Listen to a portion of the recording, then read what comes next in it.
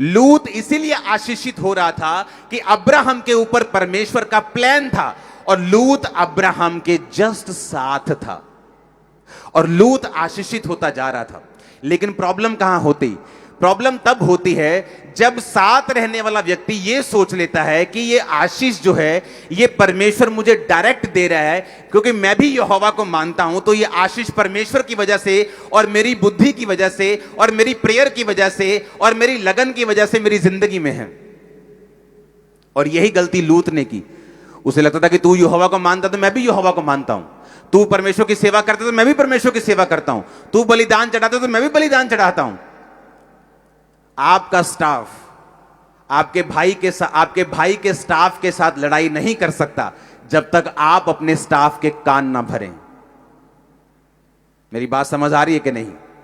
आपके बच्चे आपके रिश्तेदारों को बुरा नहीं कह सकते जब तक आप अपने मुंह से उनकी बुराई बच्चों के सामने ना कर लें। तो लूत के चरवाहों में झगड़ा नहीं हुआ अब्राहम के साथ, ये लूत के कान भरे हुए थे, ये लूत के साथ स्टाफ की डिस्कशंस होती थी कि अब्राहम ऐसा चाहता है, ये तुझे बढ़ने नहीं देना चाहता, ये तुझसे जेलसी करता है, ये वो जो छोटा दिमाग सोचता है वो सोच रहे थे। और इन्हीं बातों ने झगड़ा किया और दोनों अलग अलग हो गए। अब्राहम ने कहा तू जहां जाना चाहता है चला जा, मुझे तुझसे कोई विरोध नहीं, कोई वैर नहीं, जहां जिस जगह को तू चुनेगा, तू लेफ्ट चुनेगा मैं राइट जाऊंगा, तू उत्तर चुनेगा मैं दक्षिण जाऊंगा, हम में झगड़ा नहीं होना चाहिए। अब्राहम को मालूम था कि वो परमेश्वर की वजह से ब्लेस है, लेकिन लूत परमेश्वर की वजह से नहीं, लूत अब्राहम की संगति की वजह से ब्लेस था, क्योंकि अब्राहम परमेश्वर के द्वारा बुलाया गया और चुना हुआ व्यक्ति था।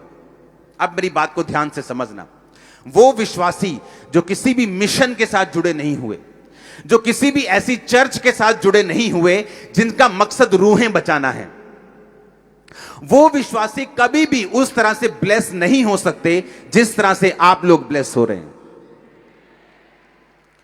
अब वो कहेंगे क्या हम यहोवा को नहीं मानते, वो कहेंगे क्या हम यीशु को नहीं मानते, क्या हमने बपतिस्मा नहीं लिया, क्या हम परमेश्वर से प्यार नहीं करते, क्या हम टाइथ नहीं देते। ये बातें अलग हैं, लेकिन बाइबल कहती है इस धरती पे मेरा चुना जाना और आपका चुना जाना एक मकसद के तहत है। और जब आप मकसद वाले लोगों के साथ जुड़ जाते हैं और उनके विजन्स के साथ खड़े हो जाते हैं, आप पर वो ब्लेसिंग आती हैं जो उन्हीं लोगों के ऊपर है जिनके पीछे आप चल रहे हैं। सुनो, छुटकारा लेना और छुटकारे की बात करना अलग अलग बात है। परमेश्वर की बात करना और परमेश्वर को अपनी जिंदगी में टेस्ट करना, उसके छुटकारे को, उसकी ब्लेसिंग को, उसकी हीलिंग को अपनी फैमिली में, अपने घर में, अपने बच्चों में, अपने फाइनेंस में, अपनी स्पिरिचुअल लाइफ में, यह अलग बात है।